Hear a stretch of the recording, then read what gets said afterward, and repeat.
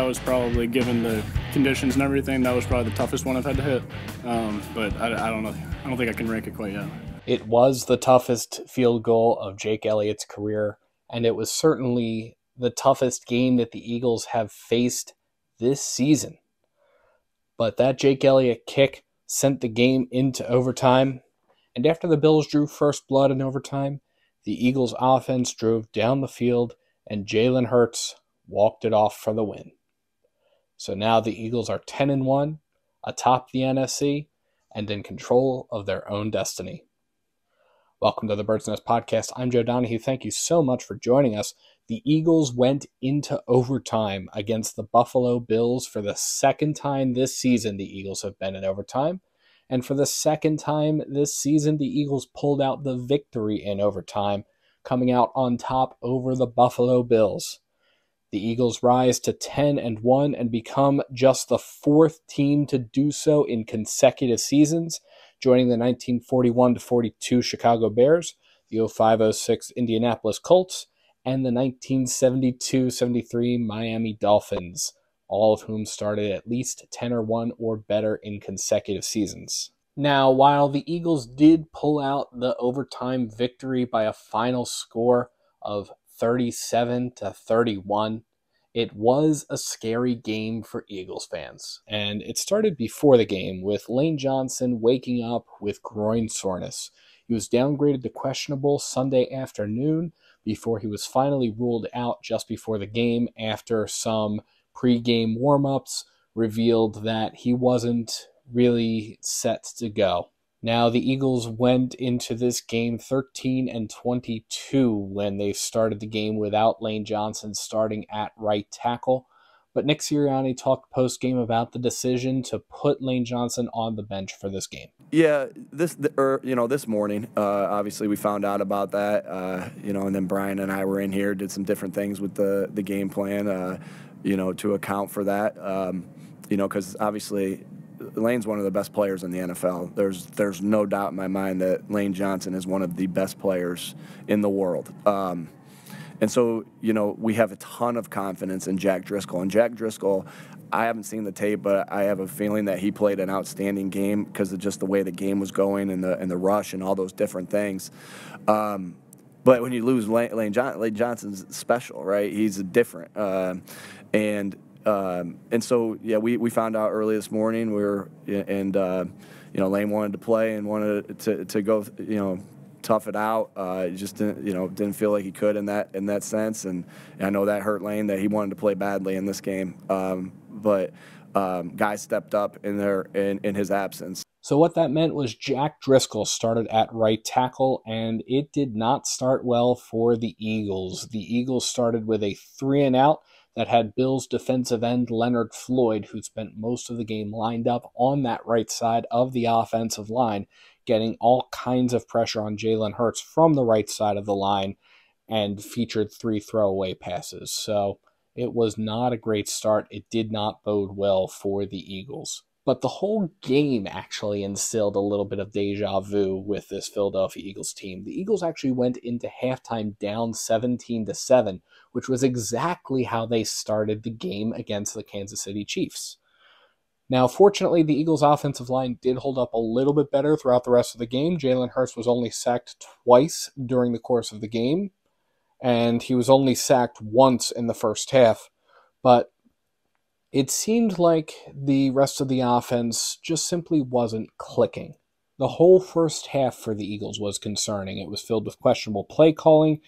The Eagles maybe got away from the run a little bit too quickly. Jalen Hurts threw the ball 11 times of the Eagles' 26 plays in the first half, and of those 11 times, Jalen Hurts completed 4 of them. And while the Eagles did run the football 14 times during the first half, more than a handful of them were Jalen Hurts actually scrambling. Jalen Hurts ran the ball quite a bit during that first half, and not all of them were designed quarterback runs. During that first half, Jalen Hurts ran the ball 7 times for 22 yards, and listen, Jalen Hurts being a great runner is a huge asset, but there's a concern when your leading runner going into halftime is Jalen Hurts. Kenny Gainwell had 2 runs for 26 yards in the first half, DeAndre Swift had 3 runs for 7 yards, and Boston Scott had 2 runs for 14 yards. So at the end of the first half, the Eagles had just 99 yards of offense compared to the Bills' 276 yards. Now, the Eagles did get more rushing yards on the ground. They had 69 rushing yards in the first half compared to 30 passing, but Hurts' 36% completion rate and 7.0 passer rating were not great stats to see at halftime. Now, for the Bills, 209 of their yards came through the air, but the Eagles did allow 67 rushing yards in the first half alone. Additionally, Jalen Hurts did have an interception. It came off of a deflected ball at the line of scrimmage, so it's not really so much a Jalen Hurts interception as it is a really, really good heads-up play by the defense, but Hurts could have done a better job of placing the football. Now, most of the pressure from the Bills, again, came from the right side of the line, and it made sense because of Jack Driscoll starting. Nick Sirianni talked post-game about making sure that Driscoll got some help. You know, we obviously did a lot of our plan looking how we were going to help him, what we could do, and, you know, starting off a little bit early in the game to do some of those things, but then he settled in and he played a really good game. And so we felt like as the game grew on, we felt like, you know, and that was our plan, and see how the game was going and see if we have to continue there. And as the game grew on, we continued to gain more and more confidence in Jack's ability to stop this rush. And I thought, again, it's hard for me to say exactly how that he played without watching the tape, but it seemed like he played a really good game. And, again, big contribution by Jack Driscoll. Now, the Eagles did have opportunities through the first half, but those opportunities were mostly squandered, and it led to a very lopsided first half in favor of the Buffalo Bills. The Buffalo Bills ran almost double the number of plays that the Eagles did. The Bills ran 48 plays in the first half compared to the Eagles' 26. And the Bills in the first half were not only able to force an interception, they also were able to recover a fumble off of a miscommunication that occurred when Jalen Hurts tried to hand the football off to Kenny Gainwell, but it didn't actually happen, and Kenny Gainwell dropped the football. These 2 turnovers wouldn't necessarily decide the game, but it would be critical into how the game ended, because if the Eagles are able to drive on those 2 particular drives, get down the field, maybe score a little bit, I think we're having a different conversation, and there's not a need to go to overtime because the Eagles were able to go down the field and were able to score in those cases. Certainly we would hope that that would be the case. And those 2 drives ended with the Bills getting the ball deep in Eagles territory, and the Bills were able to convert both of those drives into points. So those turnovers killed momentum that the Eagles had going for them. The fumble in particular was horrifying. The Eagles were in the middle of a 2-minute drill at the end of the first half. The Eagles had the ball with 1:24 left to go. They had 2 timeouts, and while they had an opportunity to drive down the field, they instead gave the Bills the chance to put another touchdown between them and the Eagles.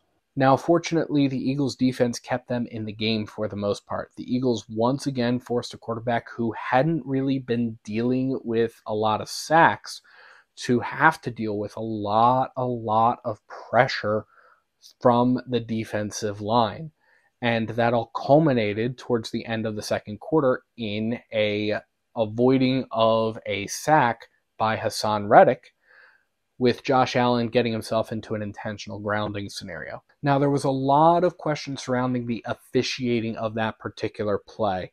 Hassan Reddick did grab the collar of Josh Allen and pulled down, and a lot of Bills fans and the Bills players were questioning why a horse collar was not called on that particular play. The pool reporter for the game spoke with referee Sean Hockley following the game, and he clarified that the pull came from the front. And if you actually go back into the official rule book, it actually does indicate that a pull down from the front of the collar is not a horse collar. The grab and the pull must come from the back or the side of the jersey. But if it's coming from the front, it's not a horse collar, and it is a legal play. So going back to the pool report, again, Sean Hockley did clarify that the play was legal because Hassan Reddick pulled down from the collar. Now, additionally, just before the Eagles' drive that ended in the fumble, Jalen Carter came up clutch again. He tends to come up clutch quite a bit, and he's earning his top 10 draft pick status. This week, it was on a Tyler Bass field goal that would have put the Bills up by 6, but instead, Jalen Carter was able to get his hand on the football and it shanked wide left. So that kept the game as close as it could have been in the first half. Now, in the second half, the Eagles' offense did start with a 3-and-out, and it was, again, a lackluster performance, but they would wake up after that initial drive, and they would start driving down the field. The Eagles' offense was able to keep the game within a score for most of the second half after a nice touchdown pass to A.J. Brown, who now has 7 games with a touchdown reception this season, as well as a beautiful touchdown pass to Olamide Zaccheaus that looked like it was breaking down at the line, but Jalen Hurts was able to drop a dime to Zaccheaus in the end zone where he was in double coverage, and he was able to come down with the football. Jalen Hurts talked about that play after the game. It's just making it happen. I think it's I say the same things all the time, whether we lose or we win. However it comes out, whatever it is, I preach the same things and how there's just a true eagerness to just get better. And, you know, in that moment, it's just in the mentality of trying to make it happen. Not trying, making it happen. That's the mentality. And he made a great catch. You know, can't tell you what I saw, break the play down or anything like that, but I have to watch the film. But, you know, we were in the mode of making it happen. And there are opportunities for us to do that all throughout the game, and we did not. But we did it when it mattered the most. And then the Eagles defense came in clutch at the end of the game to shut down the Bills, and things were looking up for this Eagles team. James Bradbury came in with a huge interception of his own that gave the Eagles the ball deep in Bills territory. And when the Bills got the ball back next, Brandon Graham was able to deliver a sack to Josh Allen, who is one of the least sacked quarterbacks going into this game. He had just 14 sacks to his name. Now, we were all hoping that the Eagles were going to capitalize on getting the ball back that late in the game after a big third down stop from a sack on a quarterback that really hasn't been sacked a whole lot, but the Eagles were not able to. They went and had to punt the ball away to the Bills, and the Bills were able to run a 5-minute and 14-second clock-draining drive that would give them the lead back 31-28 with less than 2 minutes to go in the game. During that drive, the Bills were able to pick apart the Eagles' run defense. The Bills ran for 45 yards in that drive alone, and most of those runs were for more than 10 yards before Allen was able to start connecting with his receivers, including a touchdown pass to Gabe Davis. Allen was 29 for 51 in the passing game by the end of the game for 339 yards and 2 touchdowns, 1 interception, 1 sack. Gabe Davis and Stephon Diggs were Allen's favorite targets over the course of the game. Both of them had 6 catches, Davis for 105 yards and Diggs for 74 yards, and both had a touchdown apiece. So when the Eagles next got the ball back, they had to move the ball down the field very quickly in order to try for an opportunity to win or at the very least send the game to overtime. And they were able to in 1 minute 32 seconds, which set up a game-tying Jake Elliott 59-yard field goal attempt. And as he said, it was the toughest kick he had to face in his career, but he was able to line drive it down and was able to get it through the uprights for the tying field goal. And that's what wound up sending the game into overtime. Now, the Bills were able to continue driving in that game. They ran the ball for 21 yards and threw the ball for 17 more, and they were helped out by a really, really stupid Nicholas Morrow roughing the passer mistake that he committed. But the drive would stall out just before the red zone after the Eagles' defense delivered a huge stand, and Josh Allen made a few inaccurate throws. and that led to the field goal that would give the Bills the lead, but because it was a field goal, it wasn't a walk-off field goal. The Eagles still had to have their opportunity to possess the football. If they were able to march down the field and score a touchdown, it was game over, Eagles won. If the Eagles kicked a field goal to match it, then it became sudden death and the next score would win. So what did the Eagles do? Well, the Eagles ran a drive that moved them down the field relatively quickly. It mixed in Devontae Smith, A.J. Brown, and DeAndre Swift to get most of the yardage. Huge run by DeAndre Swift towards the end that allowed the Eagles to get down to the Bills' 12-yard line. And we were looking and we were hoping.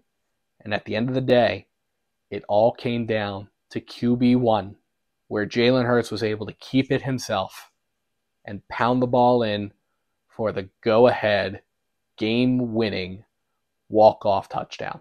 Now, we talked about Jalen Hurts' scary stats from the first half, but he definitely cleaned things up late in the game.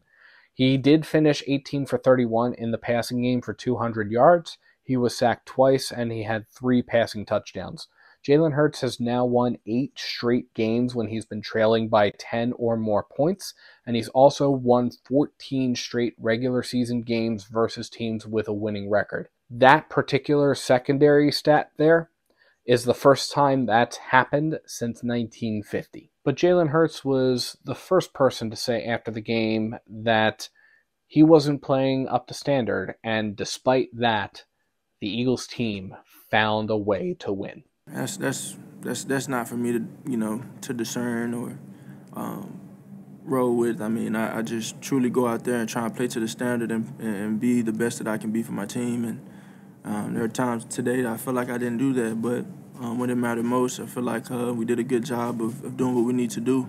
We played team football, we communicated well, and that's all in the outcome of what happened. We really were on the same page when it mattered the most, and that's all you can ask for. Anything else that I'm named or people on the road with, I guess that's for them to do so. Now again, there are definitely some things that need to get better. This was another game where A.J. Brown was effectively removed from the game. He had 6 catches for 37 yards and a touchdown, and while they were certainly big catches, it was Devontae Smith's night again to shine. He had to fill in the gap, and Smith went 7 catches for 106 yards and a touchdown of his own. I'm also concerned that some of the play calling is getting a little bit predictable, and the Eagles are moving away from the run a little bit too quickly. Both of those things are not helpful, and especially in a game like this, the Bills' defense is a defense that's able to be run on. They entered this game about middle of the pack in terms of rushing yards allowed per game. The Eagles' offense needs to be less quick on the trigger to get away from the run game. That was something that Andy Reid was much maligned for. That was something that Chip Kelly was much maligned for. That's something that even Nick Sirianni was much maligned for during his first season when, again, Eagles fans started chanting to run the football and were basically trying to bully the team into running the football more. Again, the Eagles did get back to the run in the second half. DeAndre Swift did finish with 14 carries for 80 yards, and the Eagles had 185 rushing yards on the day, mostly coming from Swift and Hurts. Now, I'm also concerned about the Eagles' run defense. The Eagles' run defense is getting picked apart over the course of these couple of games here. The Eagles went into this week first in the league in rushing yards per game at 76.5 on average allowed. Now, I'd love to see the Eagles spend some time this week working on shoring up that run defense so that they are able to shut down the run game. And that's going to be beneficial for a couple reasons. A, the defense is not going to be as tired towards the end of games because B, you only have to defend against the pass, which is certainly a lot easier to defend against. But for now, the Eagles do sit atop the NFC with a 10-1 record. It is the best record in the NFL. And Eagles fans can be genuinely happy that we have a 10-1 record. There are a lot of teams out there that would love to have the record that the Eagles have through 11 games, even with all the flaws that have been present over the course of those 11 games. But we know that the corrections have to be there, but it's always good to make corrections following a win as opposed to a loss, as Nick Sirianni pointed out. You know, that's why they make it play 60 minutes, right? And so that's why you can't look at the numbers or anything like that. You just got to keep putting your head down and fighting, and our guys did that. And that really just shows the mental toughness of our guys. I'm happy, right? I'm happy, and I'm glad that we can learn from this. I think that's my emotion that I have. I'm extremely happy that we found a way to win this football game. I'm extremely happy that the corrections will be made after a win than after a loss, right? And, you know, because there's going to be corrections that have to be made, and that's what we do here. We make our corrections. We hold each other accountable, starting with myself, and then with our leaders, and it just, that's contagious. The accountability is contagious, and that's how you get better. And so we got to get better from this, but yeah, happy is the emotion that I have right now. Now, these kinds of games are uncomfortable. There's been a meme circulating around about how Eagles games are very simply roller coasters. The Eagles do have just one game this season that they won by more than 2 scores, and it was the game in Week 3 against the Tampa Bay Buccaneers. Being an Eagles fan, watching this team, it's a roller coaster. And it is supremely, supremely crazy. And I'm sure a lot of cardiologists across the Philadelphia area and beyond are really not all that thrilled about how the Eagles are performing, both because they're Eagles fans and also because their clients are being put into really dangerous situations. So the Eagles have some work to do, and they will need to do it to face off against another highly anticipated team coming up on Sunday afternoon. It is the San Francisco 49ers. It's another rematch of a postseason game last season. This time it's of the NFC Championship game. And we'll see Jalen Hurts face off against Brock Purdy. And it'll be a fun game between the two frontrunners for the top seed in the NFC playoff picture, which the Eagles right now currently hold. But for now, the Eagles are able to rest easy. Eagles fans can breathe, can exhale, because this team is 10-1. And that's a good feeling. So as always, let me know what you think in the comments below. What has you excited about this win? What do you think is the team's biggest priority heading into next week? Let me know. And thank you so much to everybody for tuning in to the Bird's Nest Podcast. You can support the Bird's Nest Podcast by liking and subscribing to Bird's Nest Media right here on YouTube and by sharing to your social media pages. You can also find us on SoundCloud, iTunes, Google Play Music, Amazon Podcasts, and Spotify. Please visit birdsnestmedia.com for additional Eagles coverage. And if you feel so inclined as to support us in a different way, you can find the link to our Patreon in the description below or at birdsnestmedia.com. Thank you so much for tuning in, and let's go Eagles!